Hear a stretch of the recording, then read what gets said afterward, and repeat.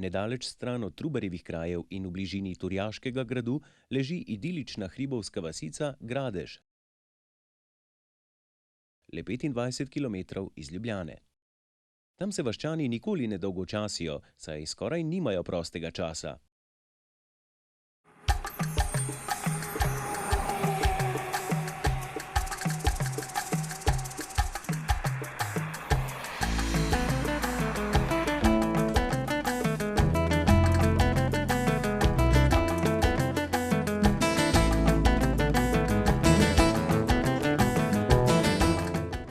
Vas Gradež spreminja svojo zunanjo podobo kot mnoge slovenske vasi.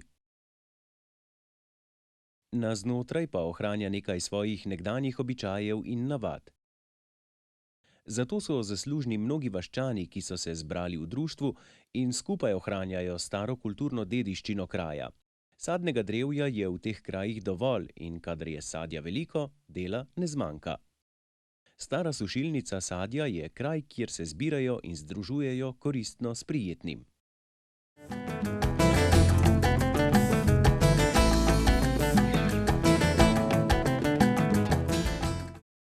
Sušilnica sadja v Gradežu je edinstven primer ohranjene tehnološke in kulturne dediščine v Sloveniji. Menda je v Sloveniji le še ena taka. V tej sušilnici vaščani s skupnimi močmi sušijo sadje brez konzervansov na star, tradicionalen način in enako kot pred 70 leti.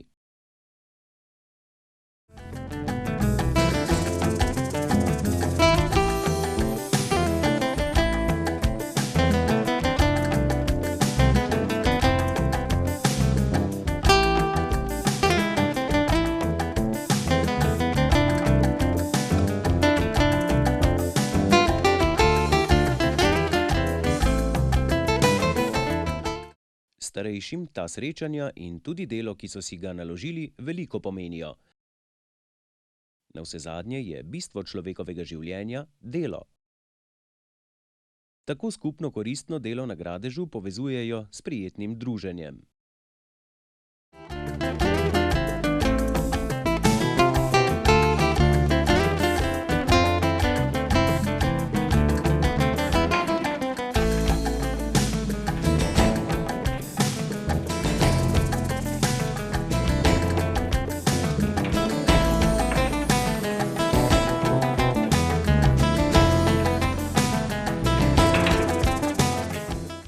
Sušenje sadja ima v teh krajih že stoletno tradicijo.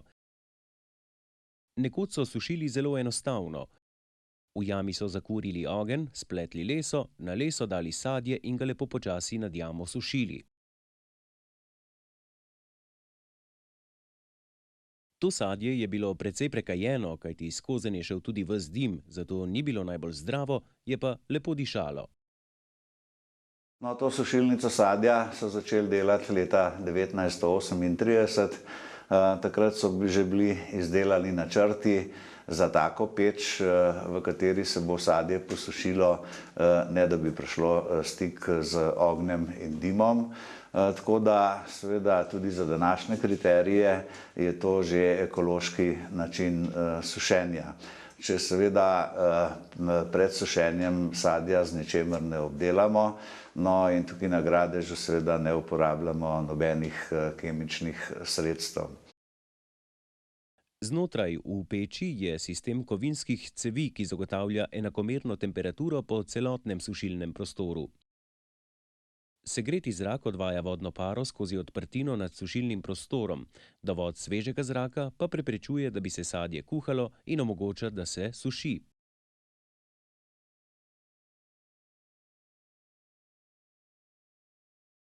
Teh naprav pa ne vidimo, ker so skrite za kuriščem.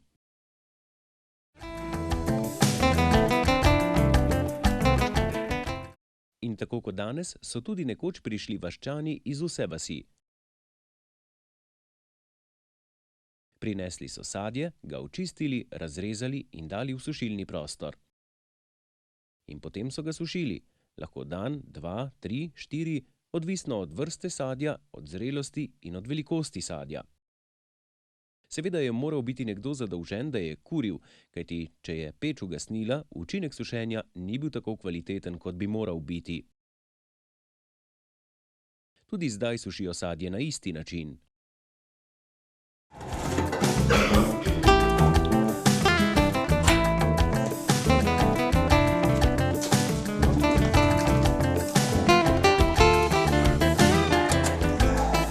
Torej, vedno mora nekdo skrbeti za ogenj, da pravočasno doloži.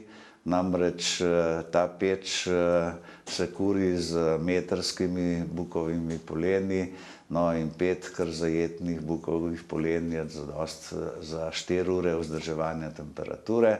Tako da je treba seveda vsake 4 ure po noči in po dnevi doložiti na ogenj, da bi lahko imeli pravo temperaturo v sušilnem prostoru, da bi se sadje kvalitetno posušilo.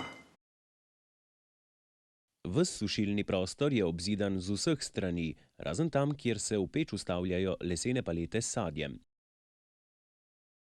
Na posamično paleto damo do 35 kg sadja. Ker so včasih sušile vse hiše v vasi, palet pa je 12, kaže na to, da je bilo takrat, ko je bila sušilnica pred drugo svetovno vojno zgrajena, v vasi 12 hiš oziroma 12 gospodinjstev.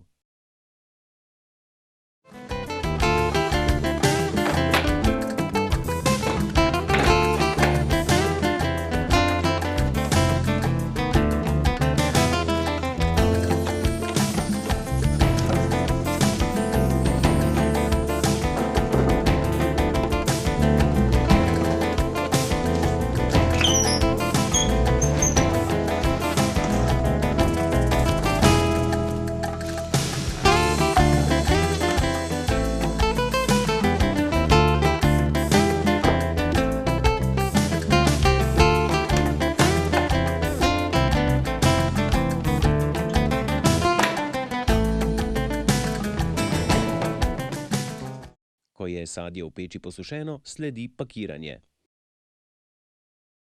Hruške, jabolka, slive. Vsako posebej ali vse skupaj. Nekaj za domačo uporabo, nekaj pa za prodajo. Kadar pa je sadja veliko, ga nekaj konzervirajo tudi v alkoholu, nekaj pa pripravijo kot marmelade. Vsa ta jesenska opravila se končajo oktobra, novembra.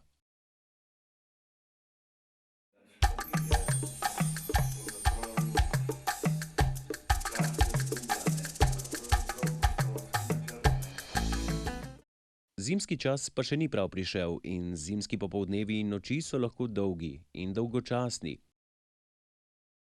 A ne na gradežu.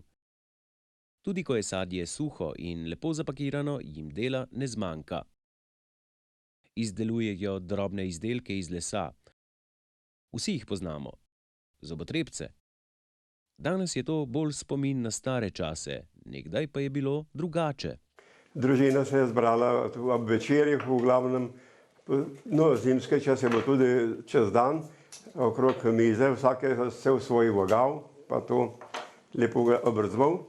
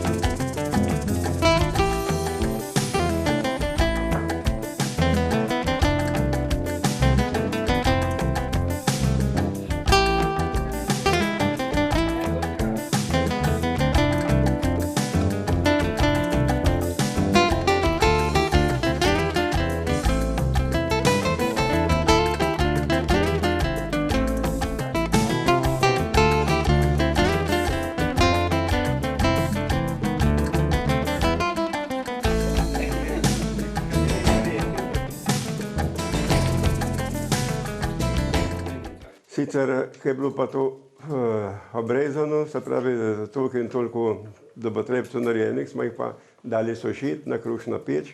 Na krušni peči so se tu sušili, ki je pa sušeno bilo, je bilo treba pa povezati v take pušučke v butarce, smo rekli.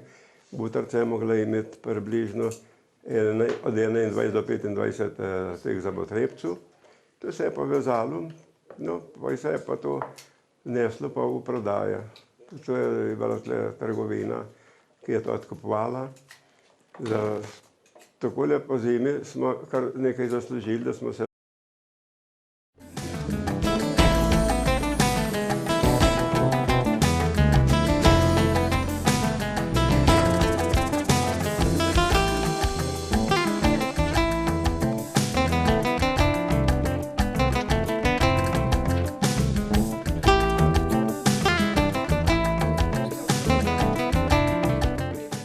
Takole svoje dneve preživljajo starejši na gradežu pri Turjaku.